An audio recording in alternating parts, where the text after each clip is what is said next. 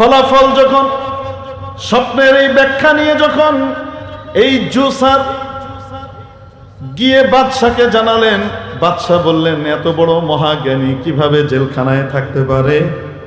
এই মহাজ্ঞানীকে জেলখানা থেকে বের করে তাকে আমার উপদেষ্টা নিয়োগ করা দরকার, নিয়ে আসো।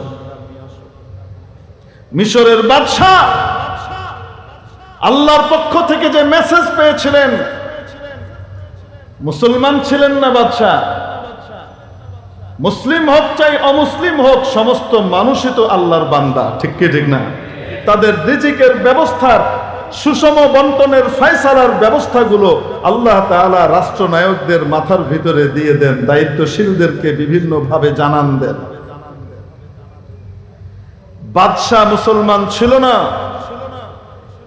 কিন্তু এই ব্যাখ্যা যারা দিতে পারে, যিনি দিতে পারেন, সেই আল্লাহর নবীর সাথে আসমানি ইলমওয়ালার সাথে সম্পর্ক গড়ার কারণে গোটা মিশরবাসী দুর্ভিক্ষের কবল থেকে বেঁচে গিয়েছিল, খাদ্য নিরাপত্তা নিশ্চিত করতে পেরেছিল, ঠিক কিনা?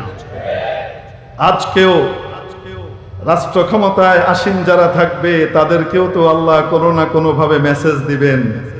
মেসেজ তো দেন, সেই মেসেজ বুঝার ক্ষমতাও যদি না থাকে, আসমানি ইলমওয়ালাদের সাথে সম্পর্ক রাখলে আল্লাহর দেওয়া মেসেজ বুঝতে পারবে, জনতার কল্যাণে কাজ করতে পারবে। আর যদি আসমানি ইলমওয়ালাদেরকে জেলখানায় পুরে ওই 16 বছরের পলায়নকারীর মতো, তাহলে নিজেও যাবে, দেশকেও খাবে, ঠিক কি ঠিক না? তলাবিহীন ঝুড়ি বানিয়ে দেশটাকে ধ্বংস করে চলে গিয়েছে। ধ্বংস করে ওই পাশে যাওয়ার পরে এখন আবার ওখানে বসে শয়তানি করতেছে পরিপূর্ণ শেষ করবার জন্য। আলহামদুলিল্লাহ নাহমাদুহু ওয়া নাস্তাঈনুহু ওয়া নাস্তাগফিরুহু ওয়া নু'মিনু বিহি ওয়া নাতাওয়াক্কালু আলাইহি ونعوذ بالله من شرور أنفسنا ومن سيئات أعمالنا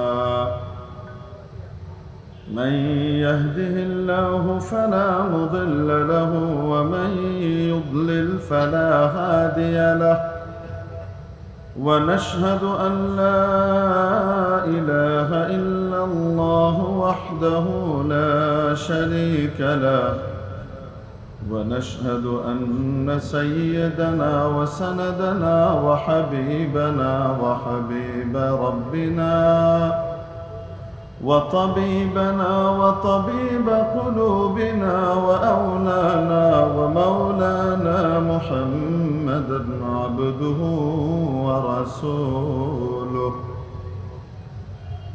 أما بعد فعن عبد الله بن عمرو بن العاص رضي الله تعالى عنه قال قال رسول الله صلى الله عليه وسلم أكبر الكبائر 7 الإشراك بالله وعقوق الوالدين وقتل النفس ويمين الغموس وأكل الربا وأكل مال اليتيم وشهادة الزور أو كما قال عليه الصلاة والسلام ঐতিহ্যবাহী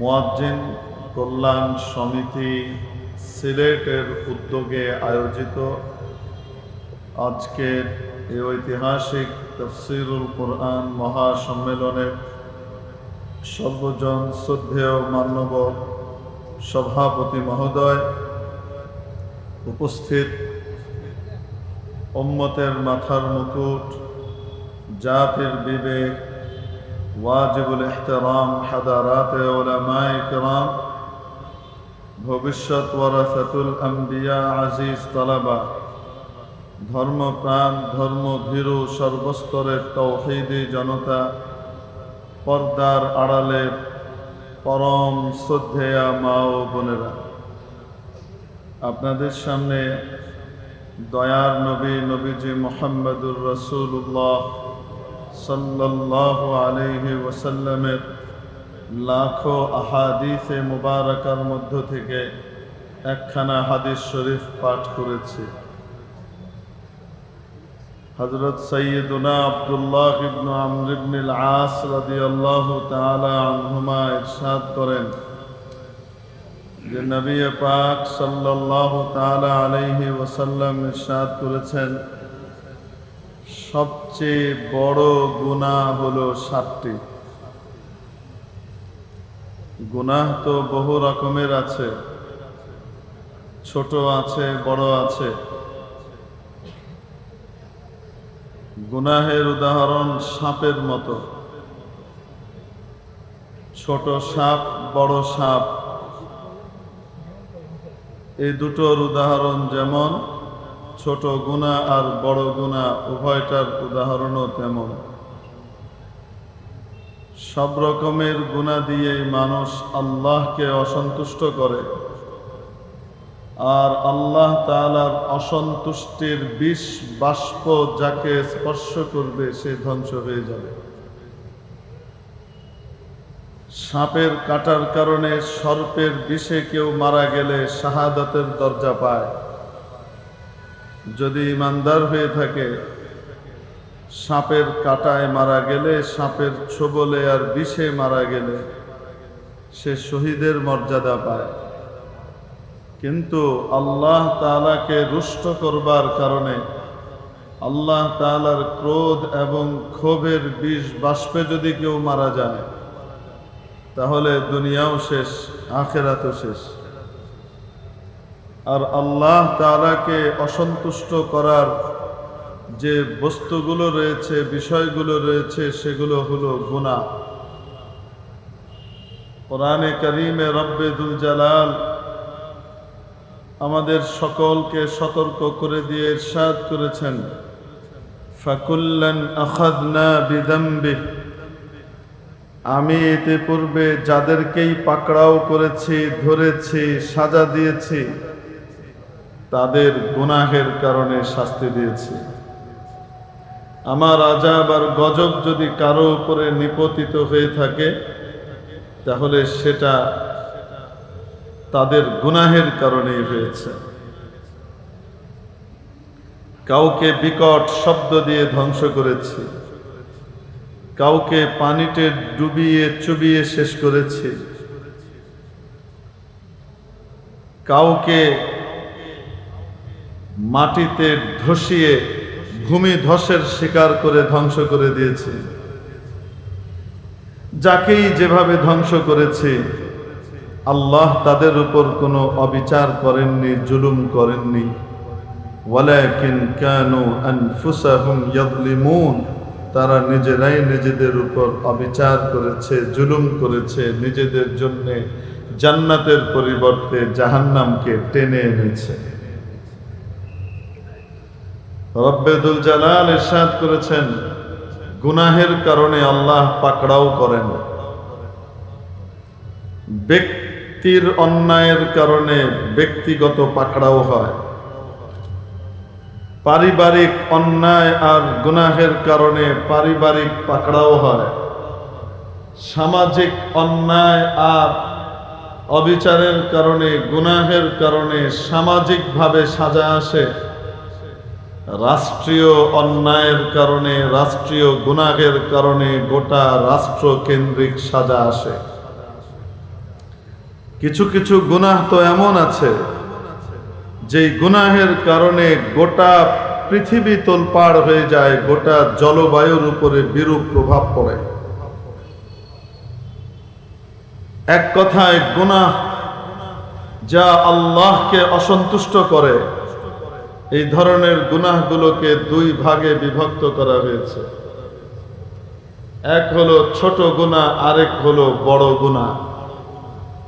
বড় গুনাহগুলা এত ভয়ঙ্কর, একটা গুনাহ, বড় গুনাহগুলার একটা গুনাহকে সাথে নিয়ে যদি বান্দা দুনিয়া থেকে যায় তওবা ছাড়া, তাহলে এই একটা গুনাহের ওজন এত ভয়ঙ্কর হতে পারে যে তার জীবনের নেক আমলের পাল্লা হালকা হয়ে যাবে, এই একটা গুনাহের কারণে তাকে জাহান্নামে যাওয়া লাগবে। এজন্য কবিরা গুনাহ খুব ছোট দৃষ্টিতে দেখার মতো কোনো কিছু নয়, অত্যন্ত ভয়ঙ্কর। যে আমার তো অনেক বড় বড় নেকি আছে, অতএব দু চারটা কবিরা গুনাহ থাকলে আর কি হবে, যে না, কিয়ামতের দিন আমলের গণনা হবে না, আমলের ওজন হবে। ওয়ানাদাউ মাওয়াজিনাল কিসত লিয়াউমিল কিয়ামাহ, কিয়ামতের দিন আল্লাহ তাবারাকা ওয়া তাআলা ইনসাফের পাল্লা স্থাপন করবেন। এই কথা বলা হয় নাই লিয়াবলুয়াকুম আইয়ুকুম আকসারু আমালা,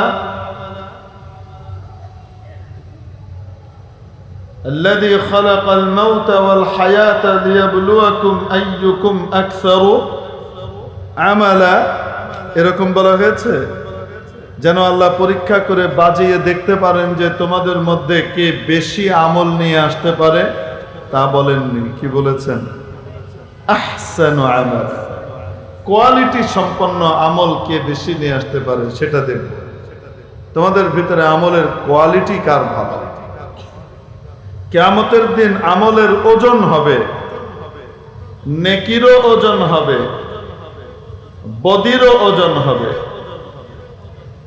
নেক কাজেরও ওজন হবে, বদ কাজ এবং খারাপ কাজ গুনাহেরও ওজন হবে, আমালে সালেহার ওজন হবে, আমালে সাইয়্যারও ওজন হবে। ওজন যেটার বাড়বে সেটার হিসেবে ফয়সালা হবে।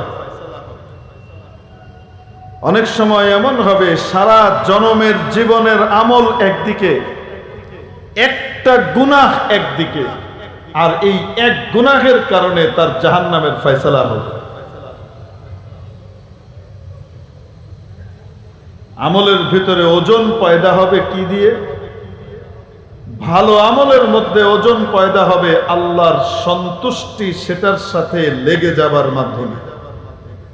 কোন আমলের সাথে যদি আল্লাহর সন্তুষ্টি লেগে যায়, আল্লাহর সন্তুষ্টি অ্যাটাচড হওয়ার কারণে এটা এই পরিমাণ ওজনদার হবে যে এক ওজনে তার সমস্ত গুনাহের পাল্লা হালকা হয়ে যাবে। অপরদিকে যদি আল্লাহ তাবারাকা ওয়া তাআলার অসন্তুষ্টি কোনো খারাপ কাজের সাথে যুক্ত হয়ে যায়, অসন্তুষ্টি যদি অ্যাটাচড হয়ে যায়, সেই একটা কাজই এত ওজনদার হবে সারা জীবনের সমস্ত নেক আমলের পাল্লা হালকা হয়ে যাবে। সহিহ বুখারী শরীফে এক হাদিস বর্ণিত হয়েছে,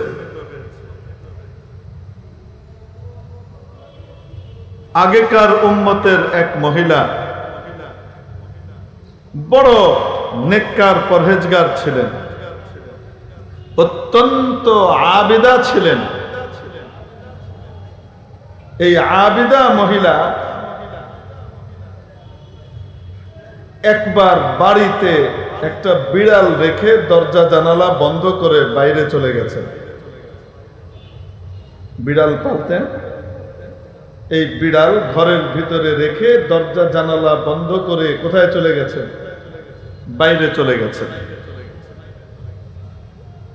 আসেননি, অনেকদিন পরে এসেছেন। লাম তাদাহা, তার খাবারেরও ব্যবস্থা করে যায়নি এবং তাকে ছেড়েও দিয়ে যায়নি, মুক্ত করেও যায়নি যে সে বাইরে নিজের রুজি জোগাড় করে নেবে, এই সুযোগ তাকে করে দেয়নি। এই বিড়ালটা ঘরের মধ্যে ক্ষুধার তাড়নায় ছটফট করতে করতে মারা যায়। মহিলা দিবা নিশি ইবাদত করতেন। মহিলা যখন মারা গেলেন, আল্লাহ তাবারাকা ওয়া তাআলা তার জন্য জাহান্নামের ফয়সালা করে দিলেন। কবরে তার জন্য সাজার ব্যবস্থা করলেন। অদ্ভুত যে এক বিড়াল নিয়োজিত করে দিলেন, যেই বিড়াল তাকে সারাক্ষণ খামচাতে থাকবে, আঁচড়াতে থাকবে কিয়ামত পর্যন্ত, আসল সাজা কিয়ামতের দিন। কি অর্থ? সারা জীবনের নেক আমল এক পাল্লায়, আর এই বিড়ালকে হত্যা করার অপরাধ আরেক পাল্লায়। এই বিড়ালকে হত্যা করার অপরাধের সাথে আল্লাহর অসন্তুষ্টি যুক্ত হয়ে যাবার কারণে এটা এত ভারী হয়ে গেছে, সারা জীবনের নেকির পাল্লা হালকা হয়ে গেছে জাহান্নামের ফয়সালা। যুকিরাত ইমরাআতুন ইনদা রাসূলিল্লাহি সাল্লাল্লাহু আলাইহি ওয়াসাল্লাম, সহিহ বুখারীর riwayat। এক মহিলার আলোচনা আল্লাহর হাবিবের কাছে করা হলো। বিকাসরাতি সালাতিহা ওয়া কাসরাতি সিয়ামিহা ওয়া কাসরাতি সাদাকাতিহা। ইয়া রাসূলুল্লাহ, এই মহিলার নামাজ, সে কি নামাজ, সারা রাত নামাজ পড়ে, সব সময় রোজা রাখে, দান খয়রাতের কোনো সীমা পরিসীমা নাই, এত দান খয়রাত করে। গায়রা, ইয়া রাসূলুল্লাহ, শুধু তার একটা সমস্যা, আর বাকি সব ভালো। কি সমস্যা?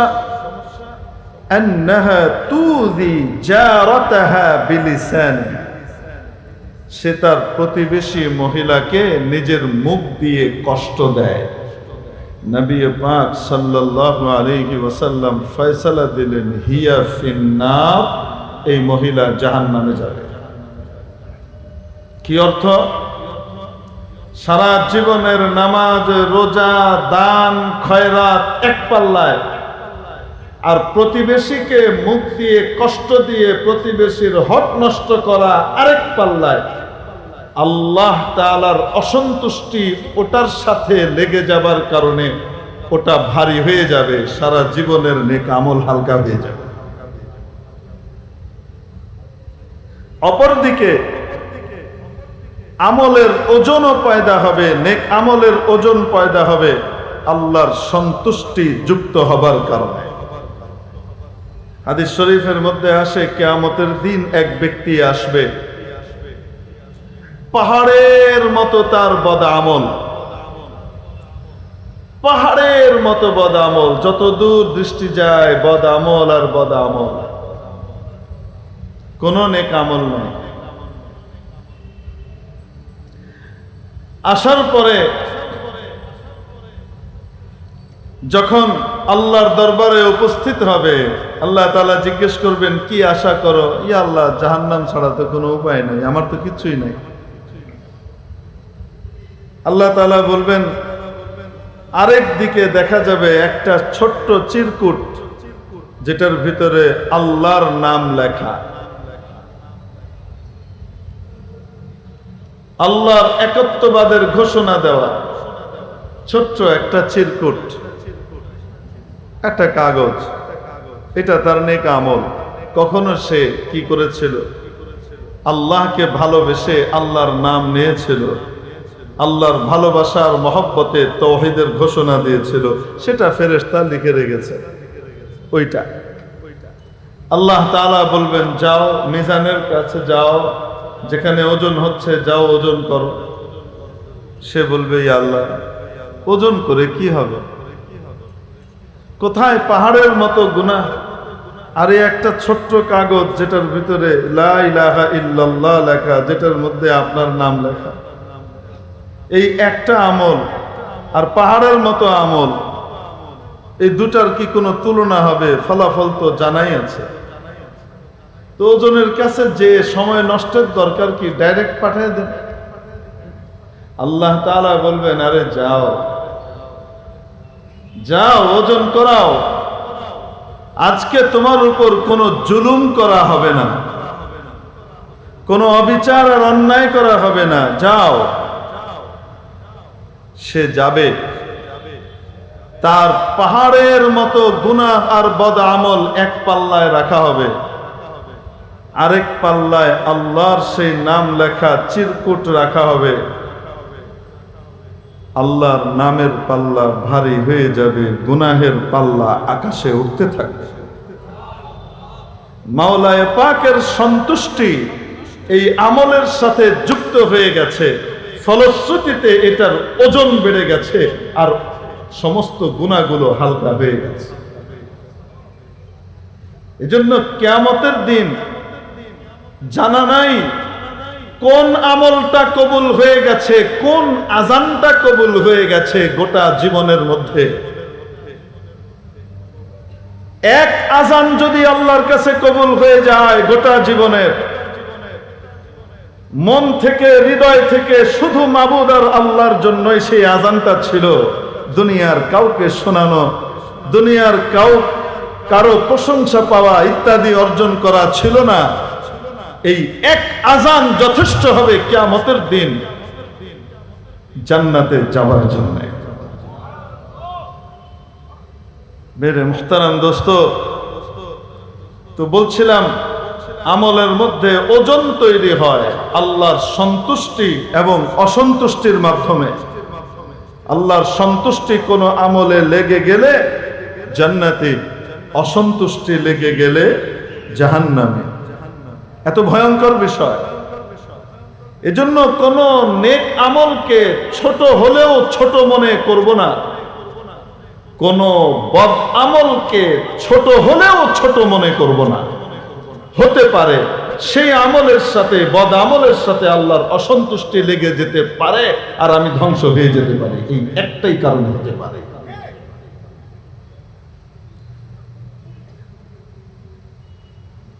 পারসিকদের মহাকবি ছিলেন ফেরদৌসী, ইন্তেকাল করেছেন। কেউ স্বপ্ন দেখেছে ফেরদৌসী আপনার সাথে আল্লাহ কি আচরণ করেছেন? আপনারা কি বিরক্ত হচ্ছেন? হুজুর কোনো সুর দেয় না, তাল দেয় না, কিছুই দেয় না, কি কাটা কাটা কথা কইতেছে। ওগুলা লাগে হলো যাদের শিক্ষা দীক্ষা একটু কম থাকে, একটু মূর্খ টাইপের মানুষ হয়, বেচারারা কালারের দিকে বেশি মুগ্ধ হয়। আর শিক্ষিত মানুষের কাছে আমার মনে হয় সুর সারের তুলনায় আসল যে মূল বিষয় সেটা মনে হয় গুরুত্ব পায়, ঠিক কিনা? তো সিলেটের মানুষ তো এমনিই শিক্ষিত, তো এই জন্য এখানে সুর সারের তেমন দরকার আছে বলে মনে হয় না। মাশাআল্লাহ, আপনারা যেহেতু একমত হয়েছেন এজন্য আমি নির্দ্বিধায় এখন বলতে পারি। ফেরদৌসী মারা যাওয়ার পরে কেউ তাকে জিজ্ঞেস করেছে, ফেরদৌসী আপনার সাথে আল্লাহর আচরণ কি হয়েছে? মনে রাখবেন, কিছু স্বপ্ন আল্লাহর পক্ষ থেকে আসে, এগুলো আল্লাহর পক্ষ থেকে দেওয়া বিশেষ মেসেজ হয়। কিছু স্বপ্ন শয়তানের পক্ষ থেকে আসে, সেগুলো আল্লাহর পক্ষ থেকে না। আপনি মনে করেন স্বপ্ন দেখলেন যে স্বপ্নের মধ্যে আল্লাহ আপনাকে বলছে, আপনার নাম মনে করেন ফরিদ, ফরিদ তুমি তোমার সবচেয়ে প্রিয়তম বস্তুটিকে আমার জন্য কোরবানি করো, যেমন ইব্রাহিম ইসমাইলকে করেছিল। মানে আপনার পুতকে জবাই করতে বলতেছে। নবীর স্বপ্ন তো ওহী হয়, আপনি আমি নবী, নবীর স্বপ্নের ভিতরে শয়তান ঢুকতে পারে না, যেটা হয় সোজা আল্লাহর পক্ষ থেকে হয়। আমি আপনি নবী, আমার আপনার স্বপ্নের ভিতরে বড় মিয়া শয়তান আসতে পারে কি পারে না? নিজের ছেলেকে জবাই করা তো দূরের কথা, যে কোনো মানুষকে অন্যায়ভাবে হত্যা করা হালাল না হারাম? আসতে বলেন। অতএব কেউ যদি স্বপ্ন দেখে যে আল্লাহ তাকে বলতেছে, এটা আল্লাহ না আল্লাহর নাম নেওয়া শয়তান, বুঝেন কি বলছে? এটা হলো শয়তানের পক্ষ থেকে আসা স্বপ্ন। স্বপ্নে দেখলেন কেউ বলছে, নাই আমি তোমার ইবাদত বন্দিগিতে এত খুশি হয়ে গিয়েছি, তোমার সব আমি মাফ করে দিলাম, এখন থেকে আর তোমার নামাজ পড়া লাগবে না। এই স্বপ্ন আল্লাহর পক্ষ থেকে না শয়তানের পক্ষ থেকে? বুঝতে পারেন নাই মনে হয়। কিছু স্বপ্ন আছে অনর্থক স্বপ্ন। কেমনে হয়? খাওয়া দাওয়ার ভিতরে একটু উল্টাপাল্টা হয়েছে, পেটের ভিতরে গ্যাস ফর্ম করছে, হরমোনের একটু ইমব্যালেন্সিভ পজিশন তৈরি হয়েছে, মস্তিষ্কের উপরে চাপ পড়েছে, আর মস্তিষ্ক কি করেছে, একটা সুন্দর স্বপ্ন রেডি করে দিয়ে দিয়েছে, অর্থহীন স্বপ্ন। কোন কোন স্বপ্ন হয় সারা দিন যা ভাবে চিন্তা করে ওইটাই মস্তিষ্ক রেডি করে তার সামনে আবার দিয়ে দেয়। তো স্বপ্নের বহু প্রকার আছে, তার ভিতরে এক প্রকার হলো যেটা কার পক্ষ থেকে আসে। নবীর স্বপ্ন ওহী, নবী ছাড়া কারো স্বপ্ন কি নয়, ওহী নয়। কিন্তু নবী ছাড়াও আল্লাহ তাআলা তার কোনো বান্দার মাথার ভিতরে ঘুমের মধ্যে কোনো স্বপ্ন দেখাইতে পারে, এবং সেটা আল্লাহর পক্ষ থেকে হয়। এটার নজির কোরআন শরীফে আছে। মিশরের বাদশাহ স্বপ্ন দেখলেন 7টা মোটা তাজা গরু এবং 7টা শুকনো গরু। অদ্ভুত ব্যাপার হলো এই শুকনো গরুগুলো মোটা তাজা গরুগুলোকে খেয়ে ফেলেছে। মানে বাংলাদেশি গরুগুলা অস্ট্রেলিয়ান অথবা ব্রাহ্মণা কি বলে বড় গরু আছে, এগুলা রেখে এলেছে। স্বপ্নটা কি স্বাভাবিক না অস্বাভাবিক? এক তো হলো গরু গরুরে খায় না, বড় গরুও ছোট গরুরে খায় না, ঠিক কিনা? বড়টা ছোটটারে খায়, এটা আছে হলো মাছের ভিতরে, সাপের ভিতরে। বড়টা ছোটটারে খেয়ে নেয়। মাছ বড়টা, গজার মাছ, বোয়াল মাছ ছোটগুলারে কি করে ফেলে, খেয়ে ফেলে। এই কারণে আমাদের দেশের মানুষ খুব বেশি মাছ খায়, তো একটু বড় হইলেই ছোটগুলারে খেয়ে নেয়। একটু ক্ষমতা পাইলেই ছোট ক্ষমতাসীনদের খেয়ে দেয়, ঠিক কি ঠিক না?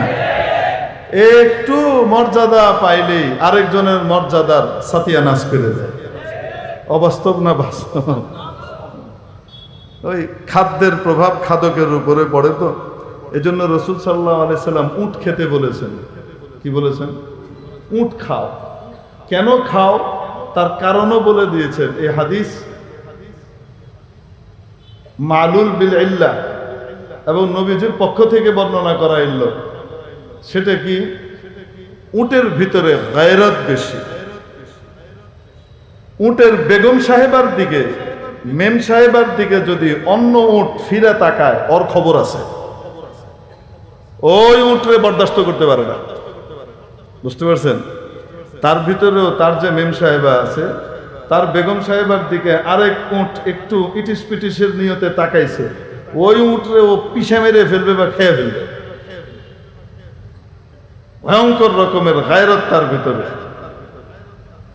আল্লাহর নবী বলেন উট বেশি বেশি করে খাও, কেননা তার ভিতরে গায়রত বেশি, তোমাদের ভিতরেও গায়রত তৈরি হবে। তাহলে বোঝা গেল খাদ্যের প্রভাব খাদকের উপরে পড়ে। আবার আল্লাহ শুয়োরকে হারাম করেছেন, করেছেন না করেন নাই? বলেন। শুকরকে হারাম করেছেন। মাথা থেকে পা পর্যন্ত প্রতিটা বস্তু নাজিসুল আইন, একেবারে পায়খানার মতো নাপাক। আল্লাহ এভাবে হারাম করেছেন। কেন হারাম করেছেন? বহু কারণ থাকতে পারে, আল্লাহ ভালো জানেন।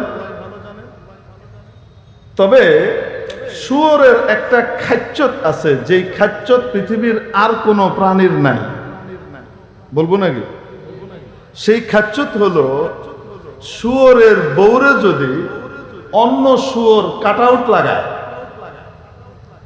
তাহলে এই শুয়োর খুশির চোটে, ওই যুগলের যখন এই আকাম করতেছে, খুশির চোটে এই শুয়োর তাদের চারপাশে নাচতে থাকে, ড্যান্স করে, আমার বউরে বেহেই বালা পায়, আমার বউকে সবাই ভালোবাসে। বুঝতে পেরেছেন? বেইন্তেহা বেগায়রত এবং নির্লজ্জতা এই শুয়োরের ভিতরে রয়ে গেছে, কোনো আত্মমর্যাদা বোধ নাই। এই রকম বেগায়রতি অন্য কোনো প্রাণীর ভিতরে নাই। হয়তো আল্লাহ এই জন্য এটাকে হারাম করছেন। আর যারা এগুলি খায় দেখবেন এদেরও বউ নিয়ে কোনো চিন্তা ভাবনা নাই, জামাই নিয়ে চিন্তা ভাবনা নাই। কিছুদিন পর পর জামাই আর বউ বদল করতেছে, গাড়ি আর লুঙ্গির মতো। বিয়েও করা লাগে না, তার বউরে আরেকজন ফষ্টি নষ্টি করতেছে, সে সামনে গিয়ে বলে হাই এটা তোমার অধিকার, তুমি করতে পারো, অসুবিধা নেই, ইটস ওকে। শুয়োর খায় যে, প্রভাব তৈরি হয়েছে। তো এই জন্য আমরা মাছ বেশি খাই, তো মাছের স্বভাব বড়টা ছোটটারে কি করে, খায়া না। এই জন্য দেখা যায় আমাদের এখানে একটু বড় হইলেই ছোটগুলারে, বুঝেন নাই মনে হয়। ইয়া সালাম, কোত্থেকে গেছিলাম মনে আছে আপনাদের? কোত্থেকে গেছিলাম? জি, হ্যাঁ, মাশাআল্লাহ মনে আছে। এখানকার লোকের হুঁশ আওয়াজ খুব ভালো, উপস্থিত আছে বয়ানে। তো স্বপ্নে দেখতেছে যে ছোট গরুগুলা বড় গরুগুলারে খেয়ে ফেলছে, শুকনো গরুগুলো মোটা তাজা গরুগুলোকে খেয়ে ফেলেছে। প্রথম কথা হলো, গরুকে খায়, মোটা তাজা গুলাও ছোটগুলারে খায় না।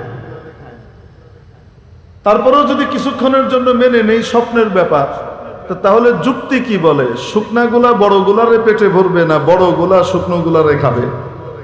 স্বপ্ন সম্পূর্ণ উল্টা স্বপ্ন দেখলেন। আবার একই সাথে দেখলেন 7টা তাজা ফসলের শীষ আর 7টা শুকনা ফসলের শীষ। যেহেতু মিশরের রাজা স্বপ্ন দেখছে আর এরা রুটি খায় সাধারণত, সেই হিসেবে গমের শীষ হওয়াটাই স্বাভাবিক। তবে তারা যেহেতু ভাতও খায় মাঝে মাঝে, তাই ধানের শীষ হওয়া কেউ উড়িয়ে দেওয়া যায় না। কিসের শীষ কে জানে, আল্লাহ জানে। এই ঘটনা কিন্তু কোরআন শরীফে বর্ণনা করেছেন কে? স্বপ্ন দেখেছে। স্বপ্নের ভিতরে দেখার পরে বাদশা বলছে, আইয়ুহাল মালা আফতুনি ফি রুয়ায়া ইন কুনতুম লিররুয়া তা'বুরুন। যদি তোমরা স্বপ্নের ব্যাখ্যা দিতে পারো, ও আমার নেতৃবৃন্দ, আমার নেতা খেতারা, স্বপ্নের ব্যাখ্যা দিতে পারলে আমার সভাসদরা একটু আমাকে ব্যাখ্যা দাও তো, তোমরা তো অনেক সময় অনেক ব্যাখ্যা দাও। তারা সবাই মুখ চাওয়াচাওয়ি করে বলল, অর্থহীন স্বপ্ন, আদগাস ওয়া আহলাম। এটা একটা ফালতু স্বপ্ন। কি স্বপ্ন? ফালতু স্বপ্ন। বাদশা বলেন, আমি ফালতু স্বপ্ন দেখতে পারি না, আমি কখনোই স্বপ্ন দেখি না। যেহেতু আমি স্বপ্ন দেখেছি, তার মানে এটার কোনো অর্থ আছে, তোমরা হয়তো জানো না। বাদশার দরবারে বাদশার যে জুসার ছিলেন, এই জুসার যে জুস বানিয়ে বাদশাকে খাওয়ান, এই পাচক কিছুদিন আগে জেলখানায় ছিলেন। জেলখানার একটা স্বপ্নের ঘটনা তার মনে পড়ে গেল।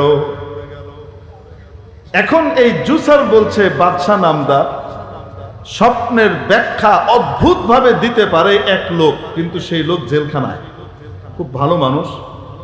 আমি আর আরেকজন, দুইজন দুইটা স্বপ্ন দেখেছিলাম। এই দুটা স্বপ্নের ব্যাখ্যা তার কাছে জানতে চেয়েছিলাম, উনি ব্যাখ্যা দিয়েছেন, যা বলেছে তাই হয়েছে। অদ্ভুত স্বপ্ন, স্বপ্নের ব্যাখ্যা দিতে পারে। আপনি অনুমতি দিলে আমি একটু যাই, জেলখানা থেকে আমি জেনে আসি।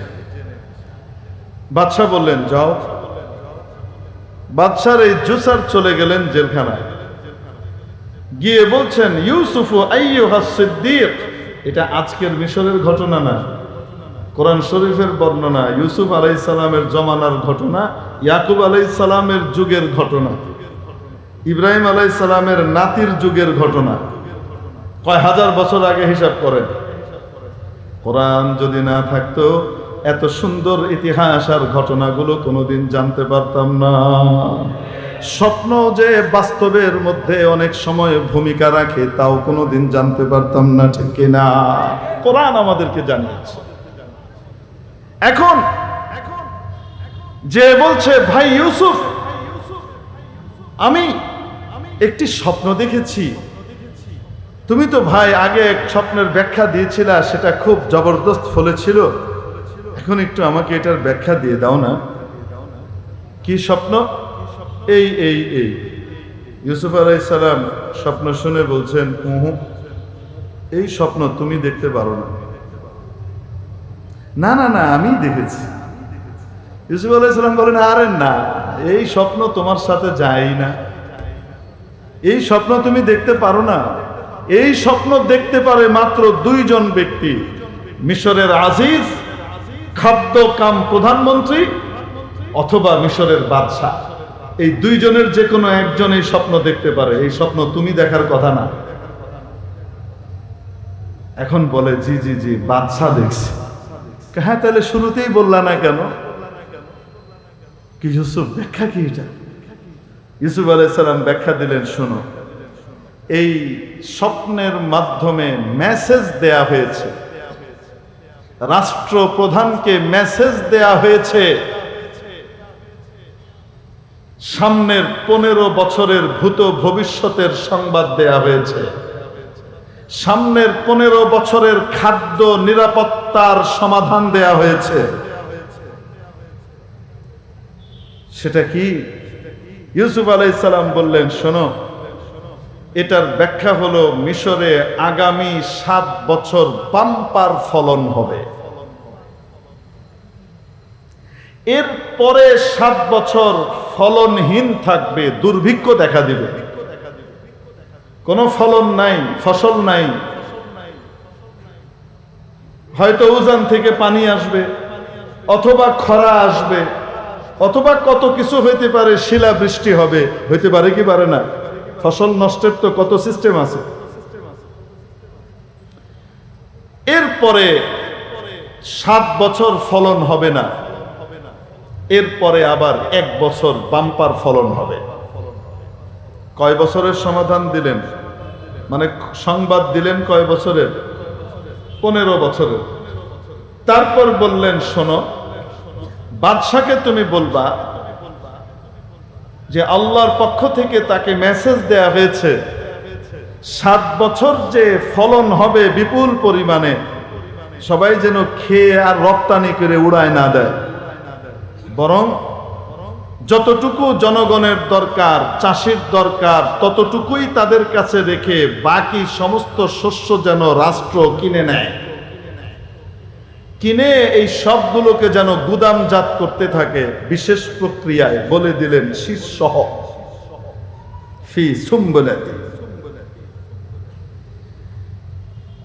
পরবর্তী 7 বছর যখন দুর্ভিক্ষ আসবে, তখন রাষ্ট্রীয় গুদামে, বিশ্ব গুদামে মজুদ ফসলগুলোকে স্বল্প দামে ডিসকাউন্ট দিয়ে অথবা ফ্রি মানুষের মধ্যে বিতরণ করে যেন মানুষের জীবন রক্ষা করা যায় সেই ব্যবস্থা করা হবে। পরের 7 বছর যখন কেটে যাবে কোনোভাবে, এরপরে আবার 1 বছর বাম্পার ফলন হবে, রাষ্ট্রের খাদ্য নিরাপত্তা স্থিতিশীলতায় পৌঁছে যাবে। দেখেছেন কারবার? ফলাফল যখন স্বপ্নের এই ব্যাখ্যা নিয়ে যখন এই জুসার গিয়ে বাদশাকে জানালেন, বাদশাহ বললেন, এত বড় মহাজ্ঞানী কিভাবে জেলখানায় থাকতে পারে? এই মহাজ্ঞানীকে জেলখানা থেকে বের করে তাকে আমার উপদেষ্টা নিয়োগ করা দরকার, নিয়ে আসো। মিশরের বাদশাহ আল্লাহর পক্ষ থেকে যে মেসেজ পেয়েছিলেন, মুসলমান ছিলেন না বাদশাহ, মুসলিম হোক চাই অমুসলিম হোক, সমস্ত মানুষই তো আল্লাহর বান্দা, ঠিক কি ঠিক না? তাদের রিজিকের ব্যবস্থার সুষম বন্টনের ফয়সালার ব্যবস্থাগুলো আল্লাহ তাআলা রাষ্ট্রনায়কদের মাথার ভিতরে দিয়ে দেন, দায়িত্বশীলদেরকে বিভিন্নভাবে জানান দেন। বাদশাহ মুসলমান ছিল না, কিন্তু এই ব্যাখ্যা যারা দিতে পারে, যিনি দিতে পারেন, সেই আল্লাহর নবীর সাথে, আসমানি এলেমওয়ালার সাথে সম্পর্ক গড়ার কারণে গোটা মিশরবাসী দুর্ভিক্ষের কবল থেকে বেঁচে গিয়েছিল, খাদ্য নিরাপত্তা নিশ্চিত করতে পেরেছিল, ঠিক কিনা? আজকেও রাষ্ট্র ক্ষমতায় আসীন যারা থাকবে, তাদেরকেও তো আল্লাহ কোনো না কোনো ভাবে মেসেজ দিবেন। মেসেজ তো দেন, সেই মেসেজ বুঝার ক্ষমতাও যদি না থাকে, আসমানি এলেমওয়ালাদের সাথে সম্পর্ক রাখলে আল্লাহর দেওয়া মেসেজ বুঝতে পারবে, জনতার কল্যাণে কাজ করতে পারবে। আর যদি আসমানি এলেমওয়ালাদেরকে জেলখানায় পুরে ওই 16 বছরের পলায়নকারীর মতো, তাহলে নিজেও যাবে, দেশকেও খাবে। ঠিক কি ঠিক না? তলাবিহীন ঝুড়ি বানিয়ে দেশটাকে ধ্বংস করে চলে গিয়েছে। ধ্বংস করে ওই পাশে যাওয়ার পরে এখন আবার ওখানে বসে শয়তানি করতেছে পরিপূর্ণ শেষ করবার জন্য। আল্লাহ হেদায়েত দান করুন, বলেন আমিন। এই জন্য রাষ্ট্র ক্ষমতায় যেই থাকেন না কেন, আপনাদেরকে বলে যায়, কল্যাণকামী হয়ে বলে যায়, আসমানি এলেমওয়ালাদের পরামর্শ নিয়ে যদি রাষ্ট্র পরিচালনা করেন, আজীবন থাকতে পারবেন, আজীবন মাথায় তুলে রাখবে জনতা। আর যদি আসমানি এলেমওয়ালাদেরকে, আলেম ওলামা, ইমাম, মুয়াজ্জিন, তাওহীদি জনতাকে বাইপাস করে ওই প্রথম অন্ধকার আর ওই প্রথম কালো জঘন্য কণ্ঠ সময় অসময় আর 73, 74, 72, 71 এগুলোকে খুশি করে ব্রেক, স্বপ্ন ইত্যাদিকে মাথায় করে নিয়ে যদি চলতে চান, আগেকারটাও টিকে নাই, আপনিও টিকবেন না।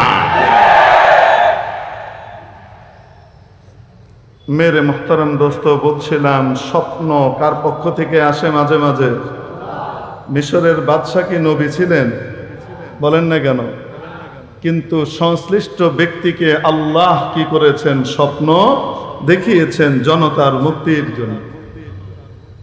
তো বাদশা এই ঘটনাকে সামনে রাখেন। এবার আমরা যে ঘটনায় আসছি, মহাকবি ফেরদৌসীকে কেউ স্বপ্ন দেখলো ইন্তেকালের পরে।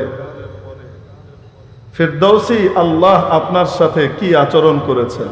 মাঝে মাঝে এরকম স্বপ্ন কিন্তু আমরা দেখি, মাইয়েরদেরকে দেখি কি দেখি না?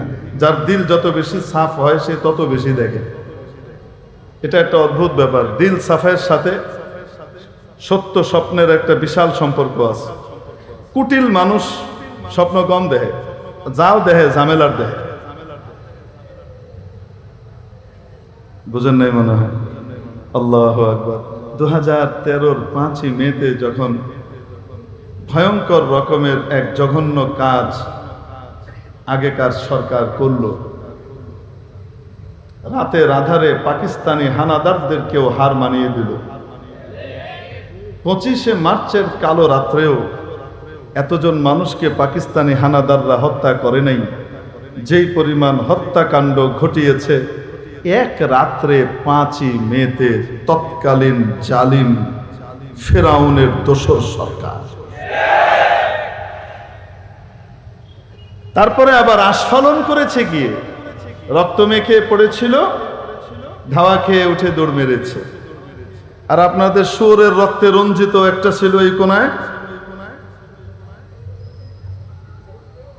এই শুয়োরের রক্তে রঞ্জিত ঘাড়ায় কেছিল সুবহানাল্লাহ পড়তে পড়তে নাকি গেছে গা পুলিশের দাওয়া খেয়ে।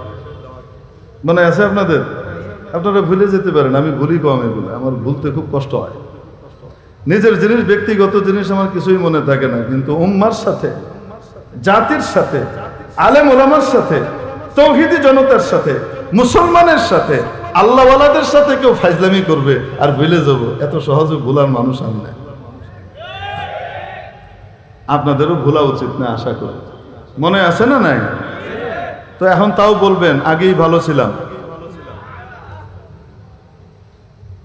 কেউ কেউ বলবে মনে হয়, এই জন্য সবাই উত্তর দেয় না। আগেই ভালো ছিলাম, তাই না? রেজিস্ট্রি মাঠে হাজিরি কে আসতে পারবে, কে আসতে পারবে না, এটার জন্য বাবারে বাবা কত রকমের বিধি নিষেধ ছিল। মনে আছে না নাই? অমুক আসতে পারবি না, অমুক থাকতে পারবি না, অমুক থাকলে মাহফিল করতে দেওয়া হবে না, বন্ধ করে দেওয়া হবে। বাবারে বাবা, ফেরাউনের চেলা বেলারা যেগুলো বন্ধ করে দিয়েছিল, অমুক আসতে পারবে না, তমুক আসতে পারবে না, তারা সকলেই আছে। যারা বাধা দিয়েছিল তারা কেউ নাই, খুঁজে পাওয়া যাচ্ছে না হারিকেন দিয়ে।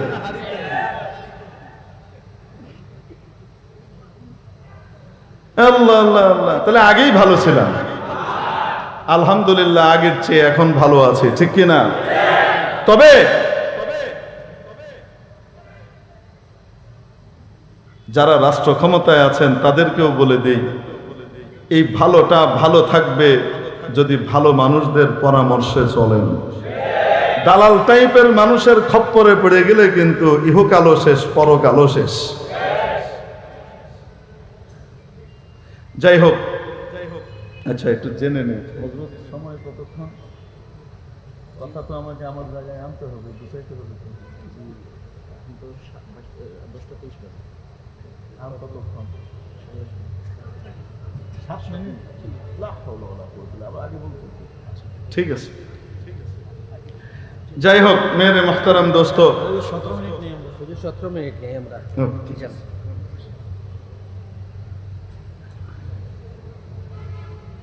যাই হোক, বলছিলাম আমরা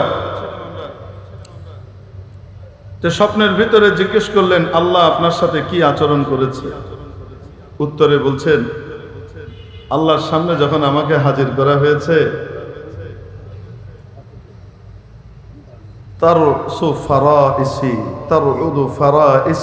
আমার বুক কাঁপছিল। আমি জানি আমি শেষ, কারণ আমি সারা জীবন সরকারি উচ্চ পর্যায়ের লোকজনের তাল মেরেই চলেছি, মিছা কথা তো আর কম করিনি, তো আমি তো শেষ। তা আমি বললাম ইয়া আল্লাহ আপনার রহম ছাড়া কোনো উপায় নাই, আমি তো শেষ, আমার আমল দিয়ে বাঁচার কোনো উপায় নেই। আল্লাহ তাআলা বললেন ফেরদৌসী তোমার দুটো লাইন আমার কাছে সংরক্ষিত রয়েছে। ফেরদৌসী লাখের উপরে শের লিখেছে, কবিতা লিখেছে, লাখের উপরে বিশাল বিশাল কবিতা লিখেছে।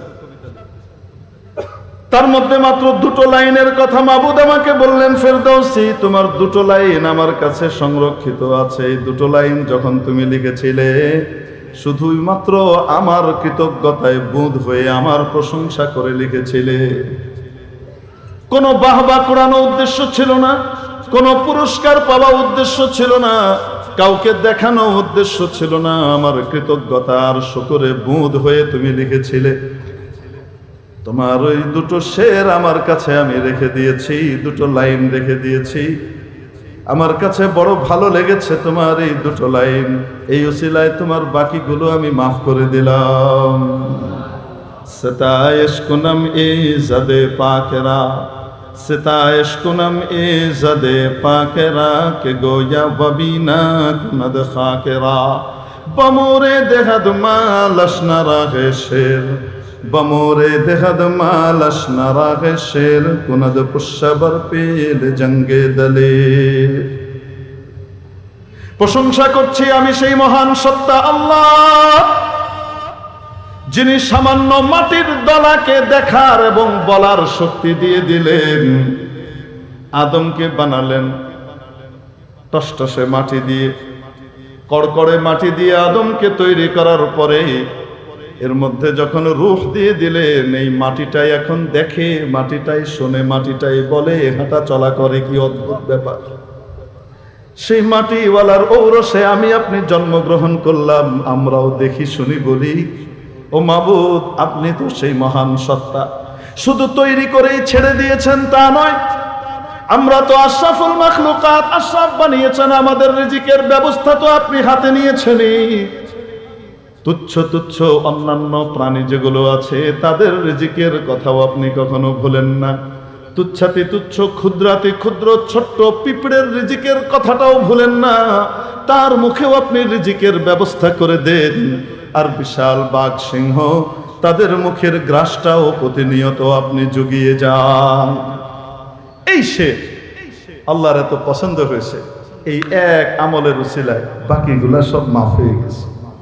এজন্য বলছিলাম একটা কবিরা গুনাহ মানুষকে জাহান্নামে নেওয়ার জন্য যথেষ্ট। আর কবিরা গুনাহগুলোর ভিতরেও পরব পরব কবিরা গুনাহ নবীজি বলেন 7টা। কয়টা? 1 নম্বর আল ইশরাকু বিল্লাহ, আল্লাহর সাথে কোনো কিছুকে শরীক করা। 2 নম্বর ওয়া উকুকুল ওয়ালিদাইন, মা বাবার নাফরমানি করা, মা বাবাকে কষ্ট দেওয়া। ওয়া কাতলুন নাফস, কোন মানুষকে অন্যায়ভাবে হত্যা করা। কোন মানুষকে অন্যায়ভাবে হত্যা করা ভয়ঙ্কর অপরাধ, এত বড় অপরাধ যে একজন মুমিন মুসলমানকে যদি কেউ হত্যা করে গোটা জলবায়ুর উপরে তার বিরূপ প্রভাব পড়ে, গোটা পৃথিবীর উপরে বিরূপ প্রভাব পড়ে। ওয়াতলু আলাইহিম নাবা ইবনাই আদম বিল হক ইয ক্বাররাবা কুরবানান ফাতুকুব্বিলা মিন আহাদিহিমা, একজনের কোরবানি কবুল করে নেওয়া হলো। রব্বুল আলামিন বলেন, ও নবী, উতলু আলাইহিম নাবা ইবনাই আদম বিল হক, ও নবী, আদমের দুই ছেলের ঘটনা আপনি সকলকে যথাযথভাবে শুনিয়ে দেন। কে বলেন? আল্লাহ তাআলা বলেন, আদমের দুই ছেলের ঘটনা যথাযথভাবে কি করেন? শুনিয়ে দেন। ঘটনা কি ছিল? নারী নিয়ে ঝামেলা। পৃথিবীর সর্বপ্রথম কবিরা গুনাহ সংগঠিত হয়েছে নারী সংক্রান্ত বিষয় নিয়ে। ঘটনা কি ছিল? আদম আলাইহিস সালামের এক ছেলের জন্য আদম আলাইহিস সালাম বউ ঠিক করেছেন, আরেক ছেলের জন্য বউ ঠিক করেছেন আল্লাহর নিয়ম অনুযায়ী। কাবিল আর হাবিল। কাবিল ছিল বড়, হাবিল হলো, আসতে বলেন, ছোট। কিন্তু হাবিল ছিলেন নেককার, কাবিল ছিল গাড়তাড়া। আল্লাহ হাবিলের জন্য আদম আলাইহিস সালামের মাধ্যমে যে স্ত্রী ঠিক করেছেন, কাবিল কয় আমি হেরে বিয়ে করব। অথচ কাবিলের জন্য সে হালাল নয়। সে কি? বিস্তারিত ব্যাখ্যা দেওয়ার সময় নেই। শেষ পর্যন্ত আদম আলাইহিস সালাম যখন কাবিলকে বুঝাতে ব্যর্থ হলেন, এটা তোমার জন্য হারাম, এটা তুমি বিয়ে করতে পারো না, আকলিমারে তুমি বিয়ে করতে পারো না। আকলিমা না, আসলে শব্দ ইকলিমা, ইকলিম থেকে। ইকলিমাকে তুমি বিয়ে করতে পারো না, তোমার জন্য হারাম।